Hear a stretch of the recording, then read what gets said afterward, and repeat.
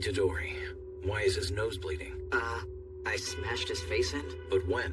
At the start of the fight. And did his hand touch you? Mm-hmm.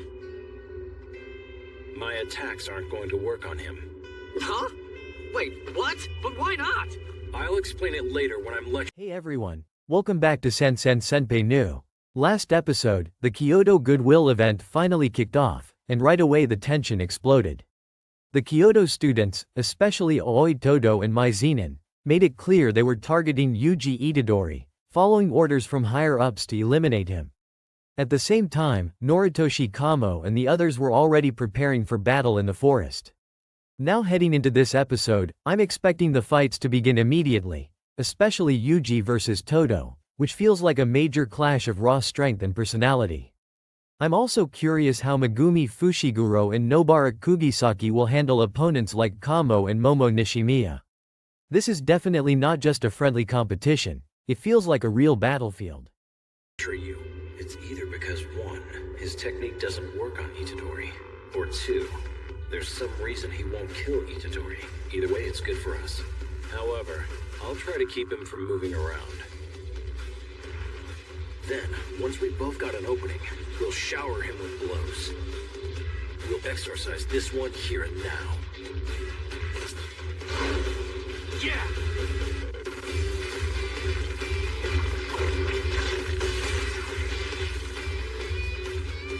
I'll keep an eye on Yuji Itadori. Will I start by taking out the 7-3 sorcerer?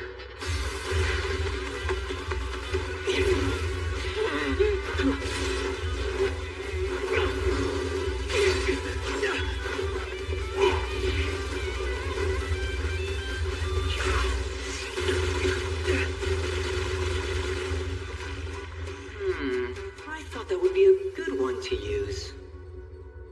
But they both just dodged it, and then they started shaving away the weaker ends. I guess it only works on small fry. Time to stop.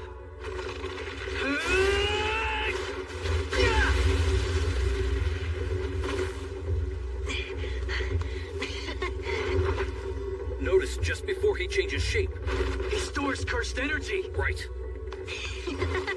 Even though I've made myself smaller, there's still some danger of Yuji Itadori killing me in one blow. He really is my natural enemy, so I need to make him behave. Transfigured humans. He still has a stockpile of them. Kill that short-haired brat, you!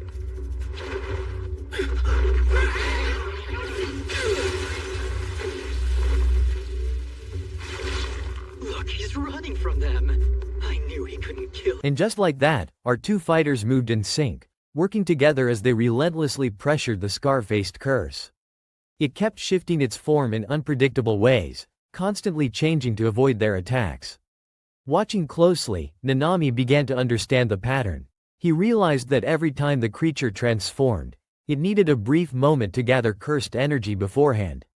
At the same time, the curse was analyzing them as well. It quickly figured out that Yuji's nature made him its worst possible opponent. There was a very real chance it could be taken down by Yuji in a single decisive punch. Realizing this, it changed tactics. It summoned a group of transfigured humans, its twisted experiments, and threw them into the battlefield to separate Yuji from Nanami. It also understood something deeper about Yuji. He didn't want to kill people, no matter what they had become. And that assumption proved correct. Yuji hesitated. Even though those creatures were no longer truly human, he couldn't bring himself to harm them. But then something shifted. As the transfigured humans began begging, desperately asking to be put out of their misery, Yuji's thoughts started to change. Their suffering forced him to confront a painful truth. Meanwhile, Nanami found himself trapped, restrained by the curse. The creature mocked Yuji, calling him a fool who couldn't distinguish between reality and idealism. But Nanami, even in that moment, calmly stated that the real fool was the one standing before him. Just then, Yuji burst back into the fight and freed Nanami. From that point on, the two of them overwhelmed the curse, striking it again and again without giving it any time to recover. It needed time to gather cursed energy to transform, but under their constant assault, that opportunity never came. Cornered and helpless, the curse suddenly became aware of something it had never truly felt before, the presence of death. Humans.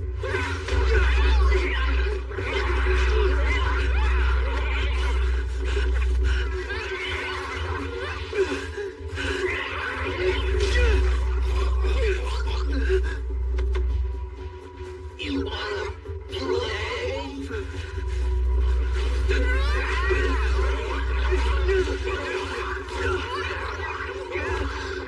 Please kill me. Please. Next, I should have him attack you, sorcerer. You think he'll cry then too? He's a foolish brat who can't reconcile reality with his ideals. You're wrong about that. He's right in the process of making that reconciliation. If you want to know what I think, I'd say you're the fool.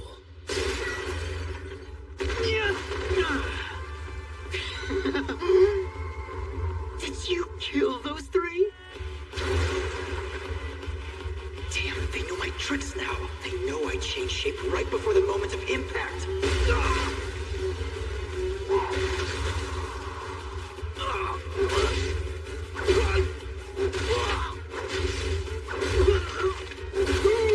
They're not giving me enough time to create a substitute. What fresh inspiration this is! Is this death?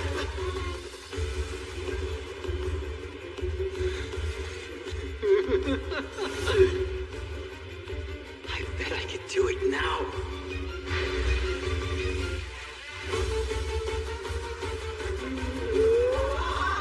Domain expansion.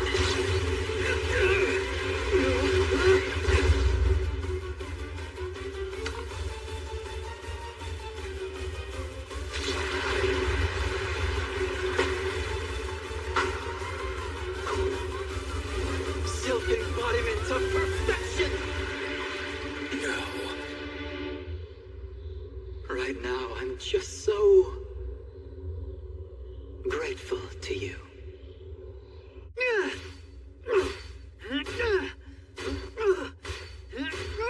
Quit screwing around! Heidi's sealed Nanami inside and not me! What do I do? What can I do?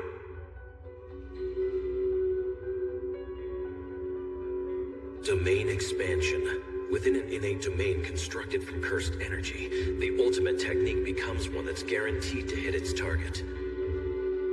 It's the height of Jujutsu sorcery I could never reach. Most likely his cursed technique requires touching the target with his palm in its base state in order to interfere with the victim's soul. However, in a domain that guarantees a hit, That realization stirred something deep within it. In that fleeting moment, as it contemplated the nature of death, it awakened a new power. It expanded a domain. The space around them shifted instantly as the curse activated its domain expansion, self-embodiment of perfection. Nanami was trapped inside. Yuji, left outside, was furious. Seeing that only Nanami had been pulled in, he began striking the barrier repeatedly, trying to break through. Inside the domain, Nanami immediately understood the situation. This was the pinnacle of Jujutsu sorcery, a level he had never reached. Normally, for the curse to manipulate someone's soul, it needed physical contact. But within this domain, that condition no longer applied. Here, Nanami was completely at its mercy, as if he were already in the palm of its hand. In that moment, Nanami couldn't help but curse the life of a Jujutsu sorcerer. It was a cruel profession, one that sometimes forced you to sacrifice others to save lives.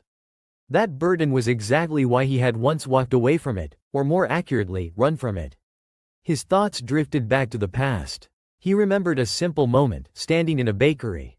The girl working there had been unknowingly cursed by a small, insignificant spirit. He had noticed it, but at the time, he didn't act. He was afraid of being misunderstood, afraid of drawing attention. Back then, he had left the world of sorcery behind and taken a job in business. His life became centered around money. That was all he thought about. To earn it, he had to obey his superiors without question. He compromised himself, even mistreated clients, all in the name of profit. Night after night, he worked himself to exhaustion, his mind constantly racing, his body deprived of sleep.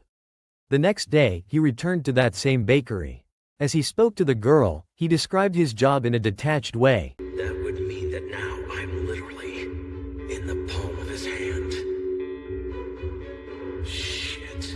Jujutsu sorcerers are shit. They have to be prepared to sacrifice their lives for others and occasionally force their comrades to do so as well. That's why I quit.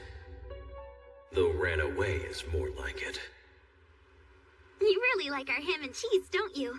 Huh? You always order the same sandwich. Oh, yeah. They stopped selling it at my local convenience store. Ours is probably better than theirs anyway.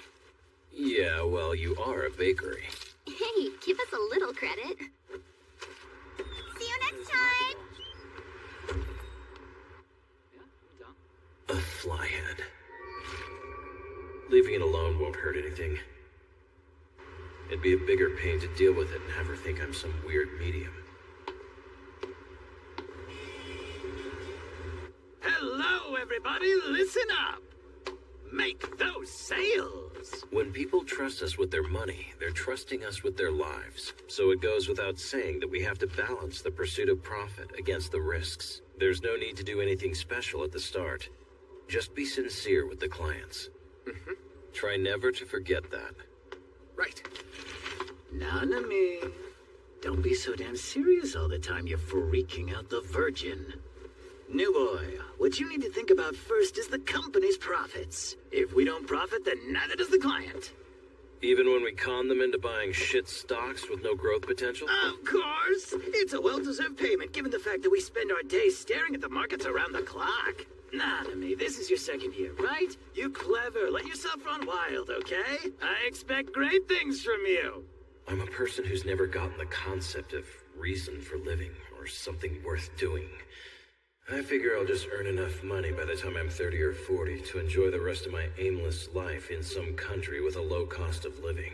It's been 4 years since I left the school. Now, whether I'm awake or asleep, all I think about is money.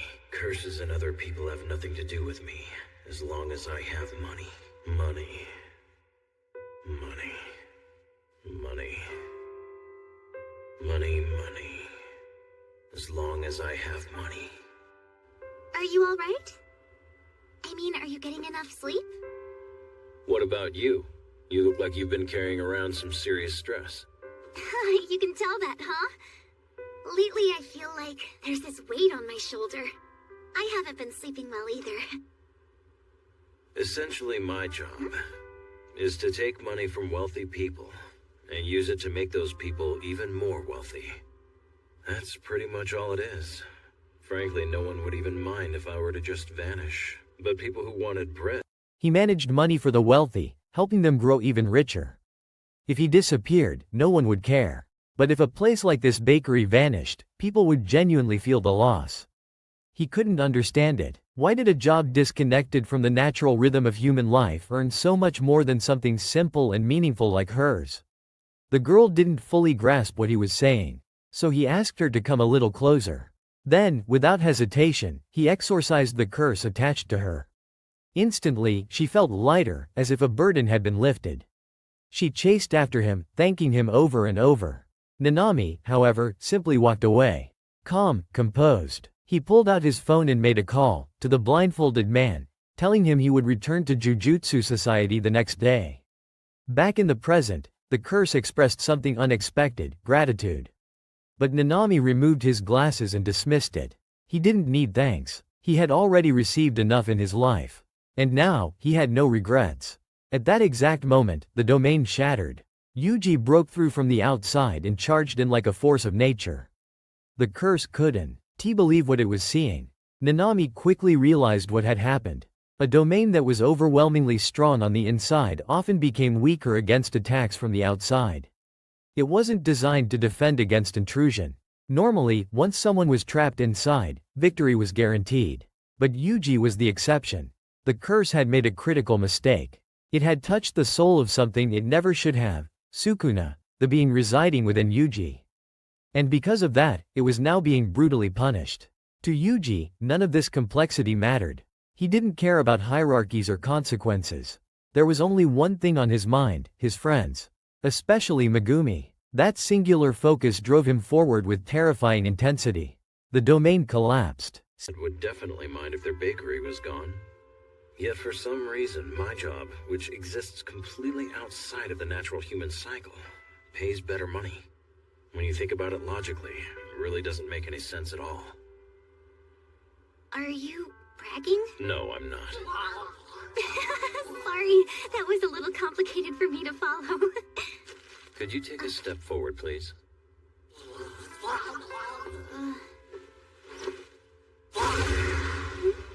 How does your shoulder feel now? Oh, wow, it's lighter. It's all better.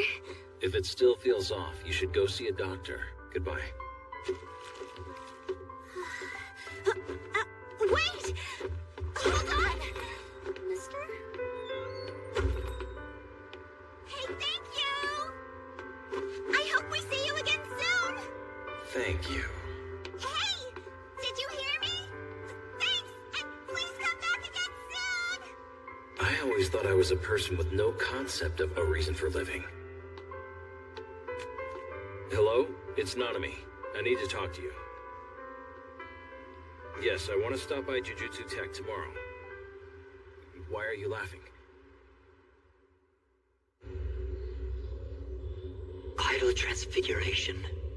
I'm so grateful to you. Save your gratitude.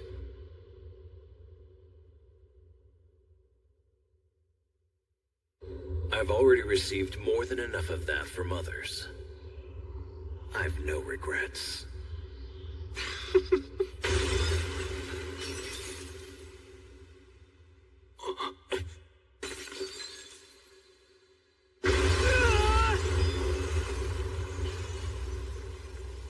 How was he able to get in?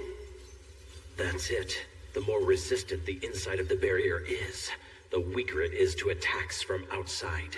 Domains are barriers meant for trapping something inside, so they're actually easy to invade. Because there's no merit in doing so.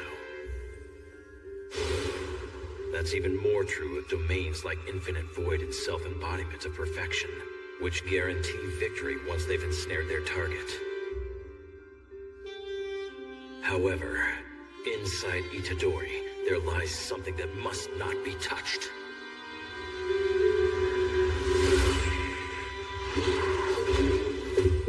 I warned you. There'd be no second time.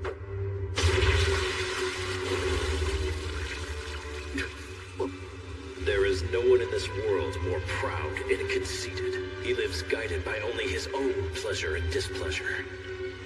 Seeing the curse weakened, Yuji rushed in to finish it off. Expanding the domain had drained most of its cursed energy.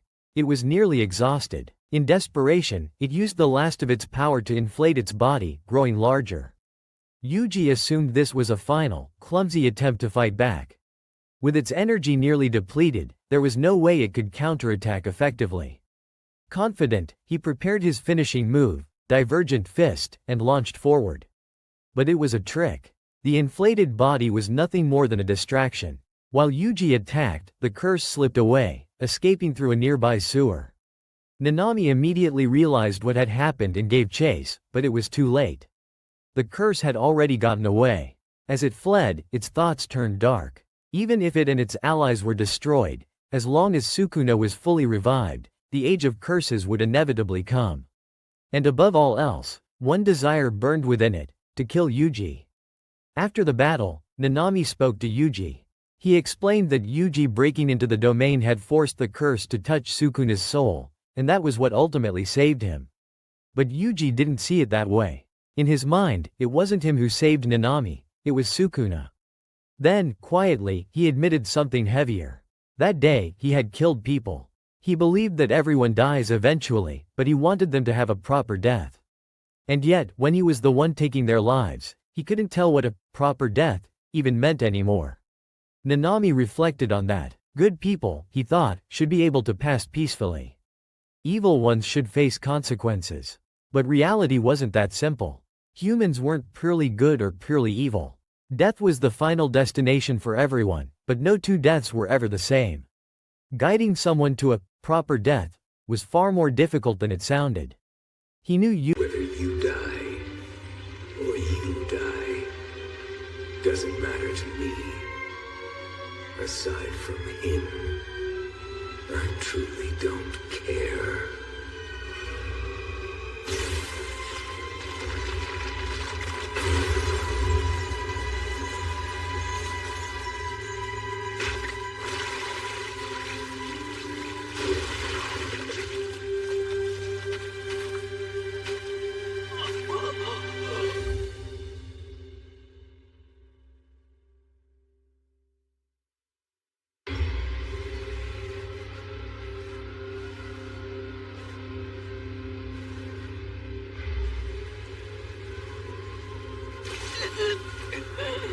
What just happened?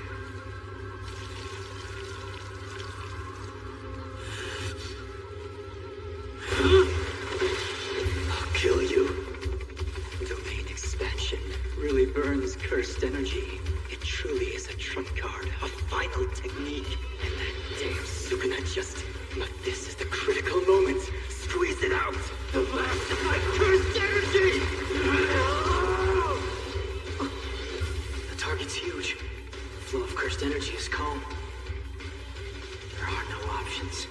I know I can land my attack. This is my last chance. I don't need any more tactics.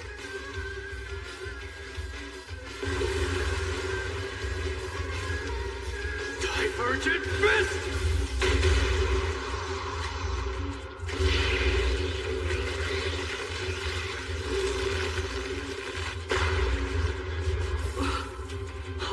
What's this lack of feedback?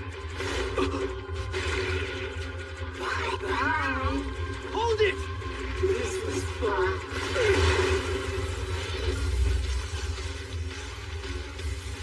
Shit. Eno, the core has escaped back into the sewers. Yeah. Please scour everything from my current location to the southeast. Even you could exorcise him right now. We need to go after him and... Huh? Itadori! Come on, buddy. Move! You're gonna kill that thing, aren't you? You said you were gonna crush it into a ball. Itadori!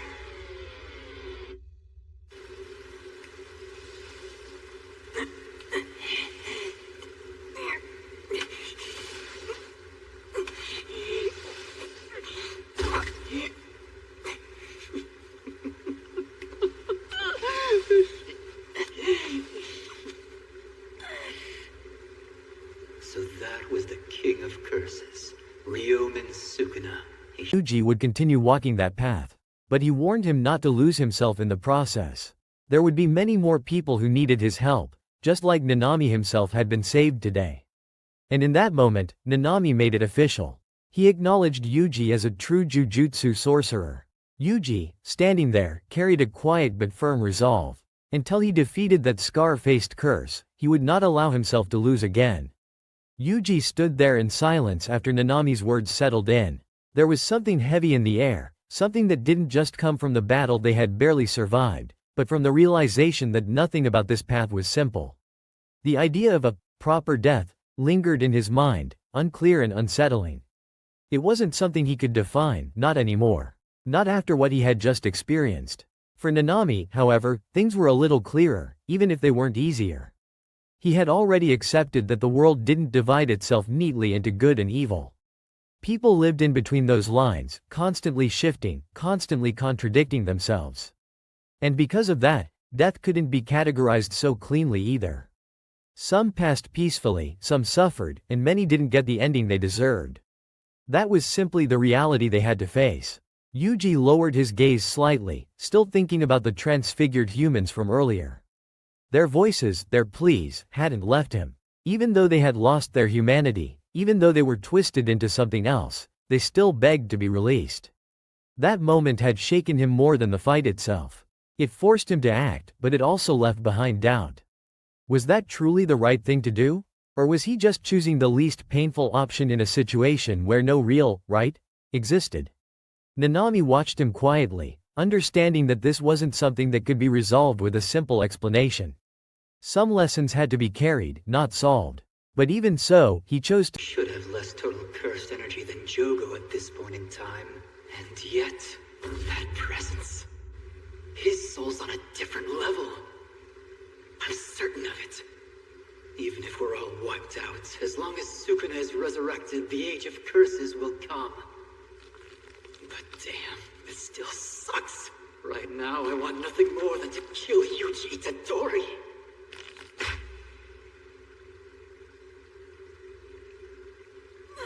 It's so frustrating. But whatever. Because, unlike his body, I can keep killing his soul over and over again. So next time, what would be a fun way to kill it? You were told to rest, weren't you? Is this my lecture? I have no lecture at all to give you. You're the one who saved my life. I saved you? That Patchwork's cursed technique is interfering with the soul. Because you invaded his expansion domain, he wound up inadvertently touching Sukuna's soul. I was saved because of that. But I never swapped out with Sukuna. Sukuna never came out. Our opponent went in. Then it wasn't me who saved you. It was just Sukuna's whim. Nanami, I killed a person today. People die. There's no stopping that. So I wanted them to at least have proper deaths. That's what I thought. So I was always thinking about how I could keep that trigger from being pulled. But after pulling that trigger myself, I don't understand anymore. What is a proper death? I don't know what that is either. Even if all good people properly died in peace and all evil people were punished in death, the problem would be that most people in this world are neither all good nor all evil. Death is the final destination for all of us, but no one dies the same death. Guiding all of them to their proper end would be quite arduous. I personally wouldn't recommend it. I know you won't listen. You'll still try, won't you? I hope you don't get killed in the process. And just as I would have died today if you hadn't been there, you'll see that there are plenty of other people yet to come who are going to need you too. Just remember, Itadori, you're a Jujutsu sorcerer now.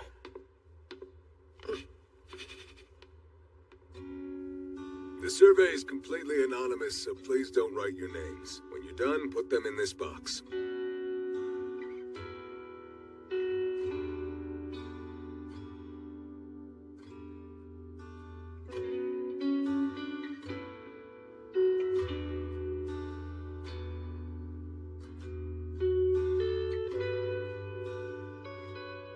to say one more thing, not as a superior, but as someone who had already walked a longer, harsher path. He reminded Yuji again that he didn't have to carry everything alone. Trying to shoulder every life, every death, every decision, that kind of thinking would only break him eventually. Yuji didn't respond right away. But the way he stood, the way his expression steadied, showed that something inside him had begun to settle. Not completely, not perfectly, but enough to move forward. The battle might have ended, but its impact didn't fade with it. Somewhere out there, the scar-faced curse was still alive, recovering, waiting. And that meant this wasn't over. Not even close. Yuji slowly clenched his fist, feeling the weight of everything that had just happened. The fear, the anger, the confusion, it all blended together into something sharper. Determination. He didn't fully understand what a proper death was yet, but he knew one thing for sure. He couldn't stop here. Nanami adjusted his glasses slightly, returning to his usual composed demeanor, but there was a subtle shift in his attitude. He no longer saw Yuji as just a reckless student or someone who needed constant supervision. That acknowledgement he had given earlier, it wasn't just words. Yuji had earned it through his actions, through his willingness to face something so cruel and still keep moving forward. The two of them began to walk away from the aftermath of the fight. The surroundings were quiet now, almost eerily so, as if the chaos from earlier had never happened. But both of them knew better. This world was full of things like that. Moments of violence and suffering hidden beneath an ordinary surface. As they moved forward, there was no need for more words. The understanding between them was enough. Yuji still carried his doubts. Nanami still carried his burdens. But for now, they were walking the same path. And that alone was enough to keep going. It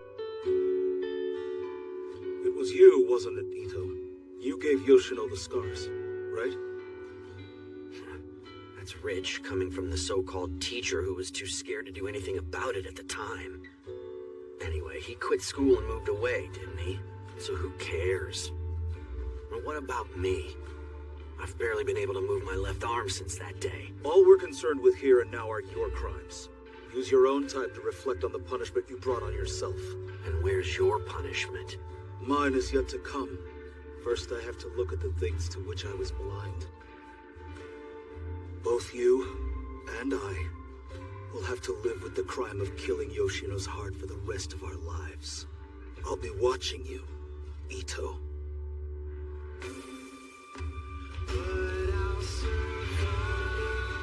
I don't really understand what a proper death is. So for now, until I do understand, until I kill him,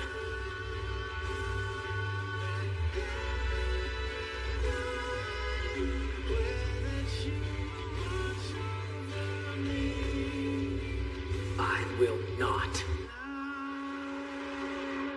lose again.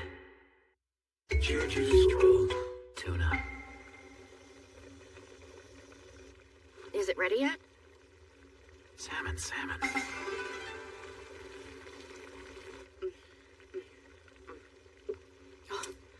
These are some really good meatballs. So who made them? Oh, I did. They're easy to make.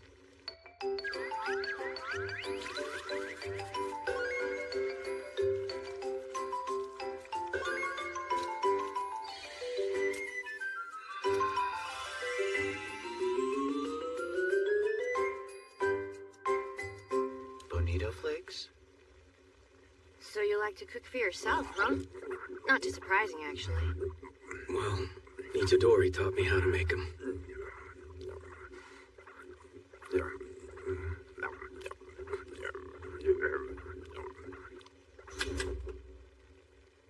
That's sad. Itadori's legacy is a meatball. I don't think that's right. These are some really good meatballs. Yeah, and guess what? They're super easy to make. Even Fushiguro can do it. I taught him how to. I can't wait to see those two again.